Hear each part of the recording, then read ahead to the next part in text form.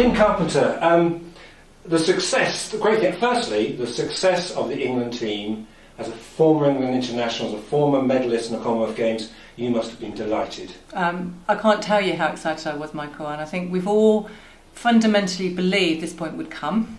And everything that's happened in the last decade, England first played in the Commonwealth Games back in Kuala Lumpur when I was there.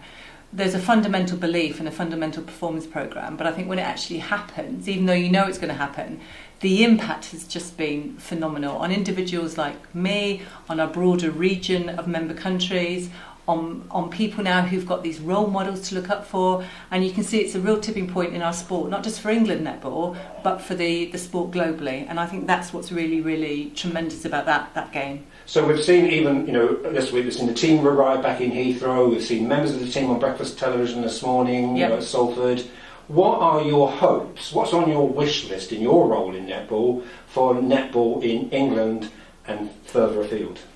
So one of the things that's great about this is that it will open people's eyes to the sport in terms of what it is. It will hopefully attract more commercial sponsorship because we're constantly caught in that financial challenge. And there's probably only 3 countries in the world that have that financial investment: England, New Zealand and Australia. In the region where I am, and if you look at Netball Europe, we have 11 member countries.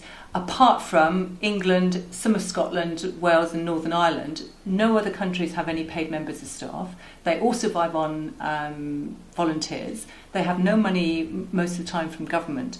So what it does is the interest of the sport filters through to everybody who plays. So that whole kind of increasing development, increasing participation, the impact of young people, and at the sort of high fives level, boys and girls play before they go into secondary school. So it really helps the opportunity of netball becoming more than just a Commonwealth Games sport, which it always has been, but reaching out into more countries in the world. And then ultimately, the goal has always been Olympic sport.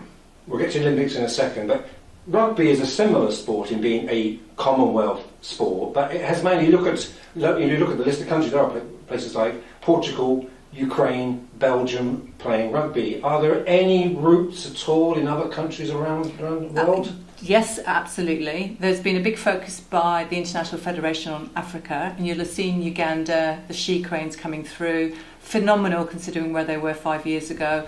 And we think in netball, the powerhouses in the future will probably be Africa, which is really interesting.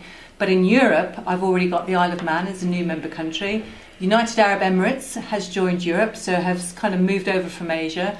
We have interest in France as an associate member, so not quite a full member yet, but developing. Interest in Denmark, Italy, Spain, and it all starts usually through expats going and moving abroad and still wanting to play the sport, but we're supporting by getting into some of these groups of people and encouraging them set up clubs, structures, constitutions. So, you go back to what that just means. Everyone saw it happen. Everyone can say, well, it's not just Australia and New Zealand, which it's been for 20 years. It gives people a kind of a sense of opportunity and achievement. But what about those big countries like the United States of America and China? Is there any chance? The United States of America already play and have done for a number of years. So they're one of the up-and-coming countries. They're not yet in the top 12, 16 of the world, but they've got ambitions to be, and it's a sport that's growing over there. China's a really good question. Because it's not in my region, I'm not quite sure where they are, but the International Federation isn't just about those countries where it's always been played, it's about getting it out into other sports. And one of the great achievements of netball is what it does in countries where women have not had opportunity. The INF have done a project in India where many young girls who would normally be married off by the time they're 10 or 12, their families and their fathers in particular realised what sport was giving them as opportunity within the community, leadership skills. These girls are ones where you have to go and move the cattle off a pitch, off a field. You draw a line in the sand. Most of them play with no trainers because they don't have it. But it's been so fundamental in changing perceptions that actually these young girls are not getting married off. They're being allowed to continue education, and what it will mean for them in terms of the future is just phenomenal. So just go back to Harlow, as we interviewed Joe Harton's mum and dad. they're just a half mile down from my office. Another half mile is where two local teams play, Cross Keys and Teagate. If you're reaching out to young girls in Harlow, but all over the country, what's the attraction of this sport? Oh my gosh, how long have you got? For me, the thing about netball is it's not just one thing. So sprinting, you've got to run fast. Javelin, you've got to throw the javelin a long way. And there's huge amounts of complexity around all of that. But netball is all of that, plus you have to be psychologically strong, you have to have ball skills, you have to understand a game of kind of from a strategy point of view, your mental strength has to be there, your aerobic and anaerobic fitness, your physical strength, all of those things. And as you saw from that game, that last second when Helen Housby got the penalty shot, all of those years of training come down to that one moment. And everyone would say, oh, but that was an easy shot under the post. But as a shooter, an ex-shooter at that level, those are some of the hardest shots to take. So all of that training comes down to that moment of putting that ball in the net, difference between gold and silver. So I think what people are beginning to see about netball is it's fast, it's a lot of contest in there, it's a fantastic sport, it's an interesting sport to watch, and it can be really, really close and competitive. And so finally, you've been excited, you've been energised, in all your roles, but as Netball Europe and your organisation, what do you need to do now over the next 6 months, a year, or indeed World Championships coming up and then Commonwealth, we're back in Birmingham? What do you need to do or want to do or hope to do?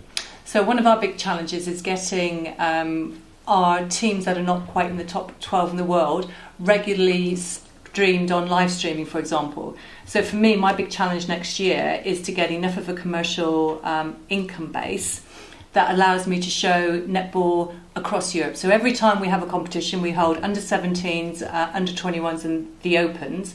I want to be able to live stream that to audiences not just in Europe but worldwide. I've already had Cayman Islands contacting me saying we want to come and play your teams in the next Netball Europe Open. We know that teams like Trinidad and Tobago and South Africa have been over in the last 2 years. So we're creating a platform of competition which will help all our countries here. So we had 3 other UK countries competing at the Commonwealth Games. Northern Ireland, Scotland and Wales did incredibly well. And the part we want to play is to continue to give them the level of competition to compete at on those stages, whilst we bring through countries like Ireland, who are kind of halfway between being in the top 16, but not quite there yet. So our role is to create as much opportunity for them to play good quality netball and to get the message out there so that countries like Malta don't even have a sports council that recognises netball. So there's a huge education job to do, and taking events to those countries and showcasing what netball is a hugely powerful tool that we have. Carpenter.